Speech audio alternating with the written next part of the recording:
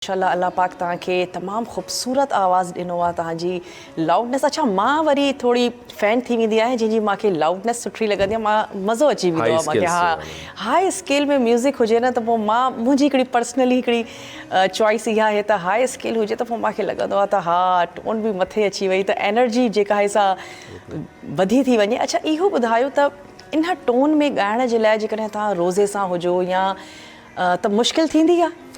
ॾिसण वारनि खे लॻे थो त वॾी स्ट्रेंथ वारो कमु आहे। बिल्कुलु स्ट्रेंथ बि आहे, इन जे लाइ प्रैक्टिस बि आहे। ऐं पाण एतिरी अनफॉर्चुनेटली प्रैक्टिस त मां न कंदो आहियां, पर जेको आहे मां घणो जेको आहे सो रॉक म्यूज़िक घणो ॿुधो आहे। ब्रायन एडम्स खे ॿुधो आहे, बॉन जोवी खे ॿुधो आहे, सो उन्हनि खे घणो ॻाए करे मुंहिंजा स्केल्स प्रैक्टिस सो ऐं मां तव्हांखे ॿुधायां त ॾिसण में बि तव्हांजी शख़्सियत थोरी ईअं लॻे थी, माशाल्लाह तव्हां थोरा फॉरनर लॻंदा आहियो।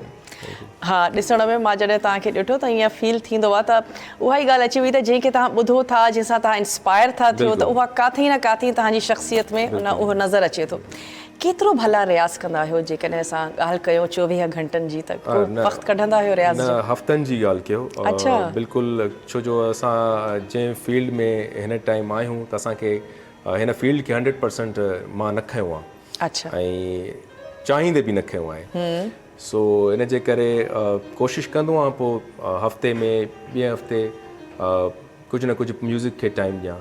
पोइ बसि उहा प्रैक्टिस बि हूंदी आहे, उहो पैशन बि हूंदो आहे ऐं उनखे कंटिन्यू कंदो पियो अचां। अच्छा, पोइ इहो मतिलबु सुर संगीत तव्हांजे लाइ करियर आहे या पैशन आहे?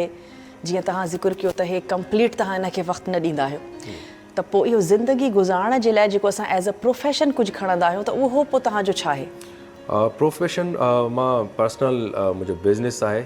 अच्छा, हिकु ॿ साइड ते मां कंदो आहियां, एंटरप्रेन्योर आहे। ऐं बस बिज़नेसमैन खे जॾहिं वक़्तु मिले थो त पोइ थोरो ॻाए था वठो। जी हा, बिल्कुलु। चलो हाणे तव्हां असांखे छा ॿुधाईंदा?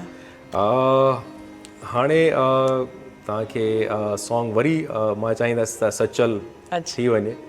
ऐं छो जो मूंखे हेॾा शायदि आहे, हेॾा ॿिया दोस्त आहिनि, ऐं उनखां अलावा बैंजो जेको आहे उनजी वाइब जेका आहे ऑलरेडी हिकिड़ी सूफ़ी माना आहे। सो त उनखे ॾिसी ॾिसी तव्हांजी दिलि थी चए त हाणे सूफ़ी थी वञे। त सचल सरमस जो हिकिड़ो मुंहिंजो कलाम आहे, तमामु तव्हांखे मां सम्झां पियो की उहो वणंदो।